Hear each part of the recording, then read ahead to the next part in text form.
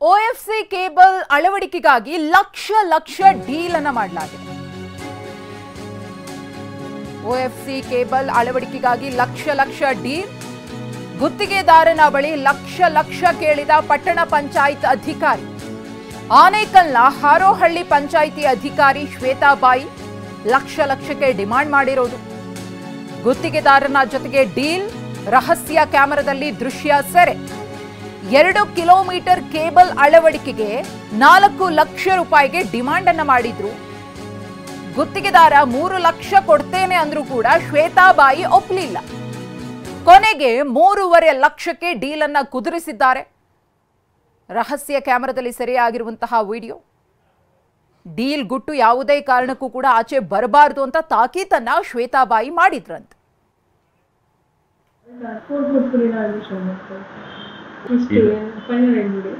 ಮತ್ತೆ ಯಾವುದೇ ಕಾರಣಕ್ಕೂ ರೋಡ್ ತುಂಬಾ ಡ್ಯಾಮೇಜ್ ಮಾಡಕ್ ಹೋಗ್ಬೇಡಿ. ಮತ್ತೆ ಯಾವುದೇ ಕಾರಣಕ್ಕೂ ರೋಡ್ ತುಂಬಾ ಡ್ಯಾಮೇಜ್ ಮಾಡಕ್ ಹೋಗ್ಬೇಡಿ. ಮತ್ತೆ ಯಾವುದೇ ಕಾರಣಕ್ಕೂ ರೋಡ್ ತುಂಬಾ ಡ್ಯಾಮೇಜ್ ಮಾಡಕ್ ಹೋಗ್ಬೇಡಿ.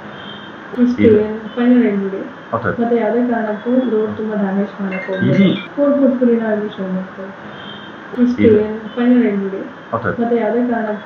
ತುಂಬಾ ಡ್ಯಾಮೇಜ್ ಮಾಡಕ್ ಹೋಗ್ಬೇಡಿ. ಮತ್ತೆ ಯಾವುದೇ ಕಾರಣಕ್ಕೂ ರೋಡ್ ತುಂಬಾ ಡ್ಯಾಮೇಜ್ ಮಾಡಕ್ ಹೋಗ್ಬೇಡಿ.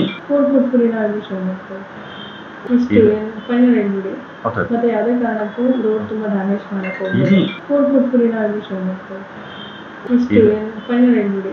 ಮತ್ತೆ ಯಾವುದೇ ಕಾರಣಕ್ಕೂ ರೋಡ್.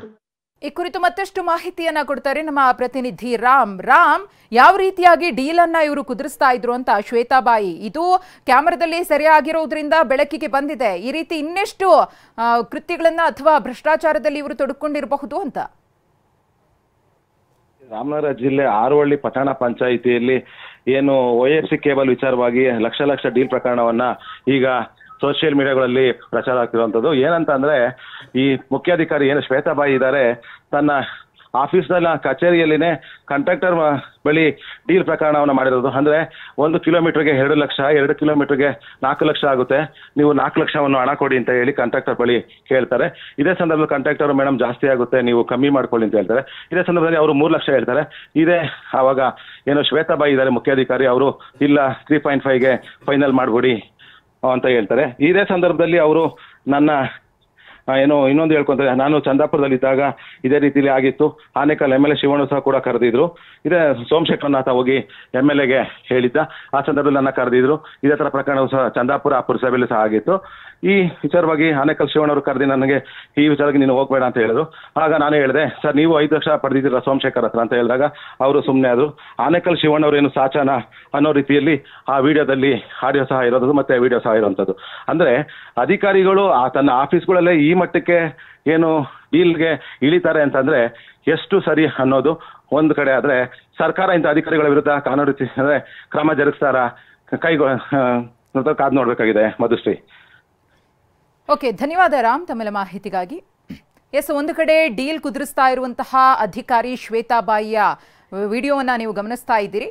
ಯಾವ ರೀತಿಯಾಗಿ ಅವರು ಡೀಲ್ ಅನ್ನ ಮಾಡ್ತಾ ಇದ್ರು ಅಂದ್ರೆ, ಗುತ್ತಿಗೆದಾರನಿಗೆ ಒಂದು ಕಾಂಟ್ರಾಕ್ಟ್ ಅನ್ನ ಕೊಡಬೇಕು, ಕಾಮಗಾರಿಯನ್ನ ಕೊಡಬೇಕು ಅಂದ್ರೆ ಆತನಿಂದ ಲಕ್ಷಕ್ಕೆ ಡೀಲ್ ಮಾಡ್ಕೊಳ್ಳೋದು, ಆ ದುಡ್ಡನ್ನ ಹೊಡೆಯೋದು, ಈ ರೀತಿಯಾಗಿ ಕೃತ್ಯವನ್ನ ಎಸಗ್ತಾ ಇದ್ದಾರೆ ಅನ್ನೋ ಆರೋಪ ಕೇಳಿ ಬಂದಿದೆ. ಅದನ್ನ ರಹಸ್ಯವಾಗಿ ಸೆರೆ ಹಿಡಿಯಲಾಗಿದೆ.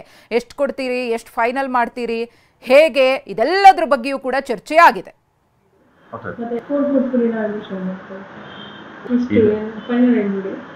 ಯಾವುದೇ ಕಾರಣಕ್ಕೂ ರೋಡ್ ತುಂಬಾ ಡ್ಯಾಮೇಜ್ ಮಾಡಕ್ ಹೋಗ್ಬೇಡಿ. ಮತ್ತೆ ಯಾವುದೇ ಕಾರಣಕ್ಕೂ ರೋಡ್ ತುಂಬಾ ಡ್ಯಾಮೇಜ್ ಮಾಡಕ್ ಹೋಗ್ಬೇಡಿ. ಮತ್ತೆ ಯಾವುದೇ ಕಾರಣಕ್ಕೂ ರೋಡ್ ತುಂಬಾ ಡ್ಯಾಮೇಜ್ ಮಾಡಕ್ ಹೋಗ್ಬೇಡಿ. ಮತ್ತೆ ಯಾವುದೇ ಕಾರಣಕ್ಕೂ ರೋಡ್ ತುಂಬಾ ಡ್ಯಾಮೇಜ್ ಮಾಡಕ್ ಹೋಗ್ಬೇಡಿ.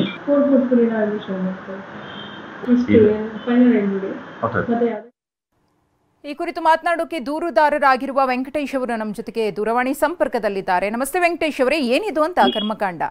ಮೇಡಮ್, ಕರ್ಮಕಾಂಡ ಅಂತ ಅಂದ್ರೆ ಏನು ಮಾಡಕ್ಕಾಗಲ್ಲ, ನಮ್ ಕರ್ಮ ಇದು. ಇಂತ ಆಫೀಸರ್ಸ್ ಬಂದಾಗ ನಮ್ ಕರ್ಮ ಇದು, ಏನು ಮಾಡಕ್ಕಾಗಲ್ಲ.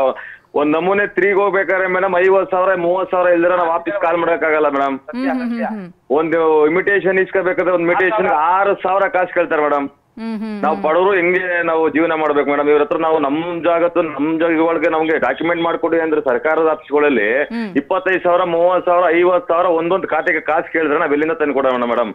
ಕರೆಕ್ಟ್. ಈಗ ಆರೋಳ್ಳಿಲಿ ಕೆಲಸ ಕಾರ್ಯ ಏನು ಆಯ್ತಿಲ್ಲ ಮೇಡಮ್. ಇವರು ದುಡ್ಡು ಮಾಡಕ್ ಬಂದಿರೋ ಮೇಡಮ್ ಅಧಿಕಾರಿ ಇವರು.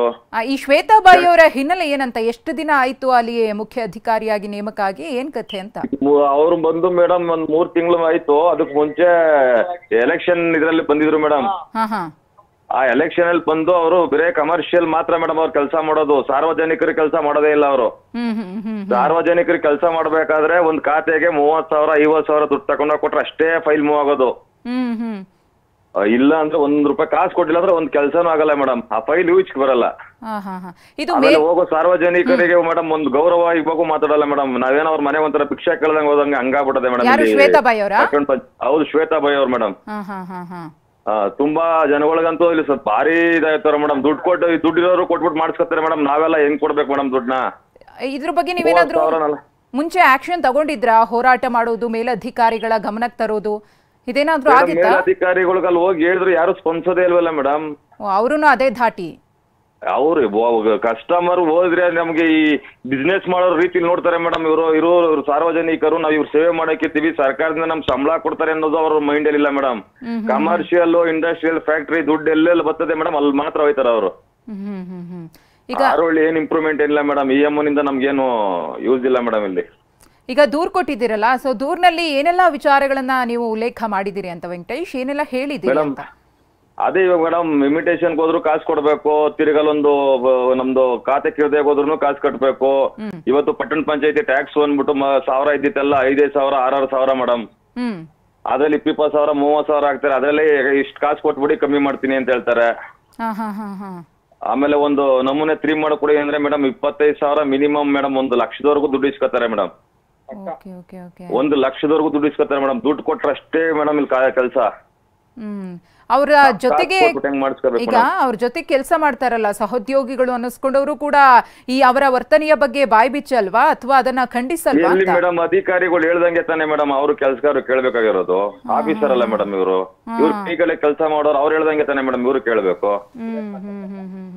ಏನ್ ಮಾಡ್ಬೇಕು ಅನ್ಕೊಂಡಿದೀರಾ ಅಂತ ವೆಂಕಟೇಶ್? ಮುಂದೆ ದೂರ್ ಕೊಟ್ಟಿದ್ದೀರಿ, ಏನು ಆಗ್ತಿಲ್ಲ ಮೇಡಮ್. ದೂರ್ ಕೊಟ್ಟಿದೀವಿ. ನಿಮ್ ಕೈಲಿ ಏನಾದ್ರು ದಯವಿಟ್ಟು ಸಾರ್ವಜನಿಕರಿಗೆ ಒಳ್ಳೇದಾಗೋ ರೀತಿಲಿ ನೀವೇ ಮಾಡ್ಬೇಕು ಮೇಡಮ್. ನಮ್ ಕೈಲಿ ನಾವು ಇಲ್ಲೇನು ಹೋರಾಟನೂ ಮಾಡಕ್ಕಾಗಲ್ಲ ಎಮ್ಮನ್ ಮುಂದೆ ಮೇಡಮ್. ಏನಾದ್ರೂ ದೊಡ್ಡ ಮಟ್ಟದಲ್ಲಿ ಹೋರಾಟ ಮಾಡೋದು, ಇದನ್ನ ತಗೊಂಡು ಹೋಗೋದು? ಯಾಕಂದ್ರೆ ಹೋರಾಟ ಮಾಡಿಲ್ಲ ಅಂತ ಅಂದ್ರೆ ಇಂಥವ್ರಿಗೆಲ್ಲ ಬಿಸಿ ಮುಟ್ಸೋಕೆ ಆಗಲ್ಲ ನೋಡಿ. ಹೌದು ಮೇಡಮ್, ಆಗಲ್ಲ. ಇಲ್ಲಿ ಜನಗಳಿಗೆ ಒಳ್ಳೇದಾಗ್ಬೇಕು ಮೇಡಮ್. ಆ ನಿಟ್ಟಿನಲ್ಲಿ ದಯವಿಟ್ಟು ಇಲ್ಲಿ ಮಾಡ್ಬೇಕು ಮೇಡಮ್. ಇಲ್ಲಿ ಯಾವ ಸಂಘ ಸಂಸ್ಥೆಗಳು ಇವ್ರ ಹತ್ರ ಮರ್ಯಾದಿಲ್ಲ ಮೇಡಮ್. Okay okay.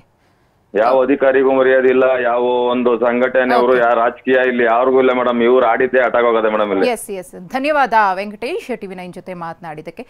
ಇನ್ನು ಪಟ್ಟಣ ಪಂಚಾಯಿತಿಯ ಮುಖ್ಯ ಅಧಿಕಾರಿ ಶ್ವೇತಾಬಾಯಿಗೆ TV9 ಕರೆ ಮಾಡ್ತಾ ಇದೆ. ಈ ಪ್ರಕರಣಕ್ಕೆ ಸಂಬಂಧಪಟ್ಟಂತೆ ಈ ಡೀಲ್ ಬಗ್ಗೆ ಏನಾಯ್ತು ಅನ್ನೋದ್ರ ಬಗ್ಗೆ ಸ್ಪಷ್ಟತೆಯನ್ನ ಕೇಳೋದಕ್ಕೋಸ್ಕರ ನಾವು ಕಾಲ್ ಮಾಡ್ತಾ ಇದ್ದೀವಿ ನಿರಂತರವಾಗಿ. ಆದ್ರೆ ಕಾಲ್ ಅನ್ನ ರಿಸೀವ್ ಮಾಡ್ತಾ ಇಲ್ಲ. ತಪ್ಪು ಮಾಡಿದ್ದಾರೆ, ಅದು ಯಾವ ಮುಖ ಇಟ್ಕೊಂಡು ಅವ್ರು ಕಾಲ್ ರಿಸೀವ್ ಮಾಡ್ತಾರೆ, ಅವ್ರು ಉತ್ತರ ಕೊಡ್ತಾರೆ? ಆ ಯೋಗ್ಯತೆ ಇದೆಯಾ ಅನ್ನೋ ಪ್ರಶ್ನೆಯನ್ನ ನಾವು ಸರ್ವೇ ಸಾಮಾನ್ಯವಾಗಿ ಹಾಕ್ಲೇಬೇಕಾಗುತ್ತೆ ಇಂತಹ ಅಧಿಕಾರಿಗಳ ಮುಖವಾಡ ಬಯಲಾದಾಗ.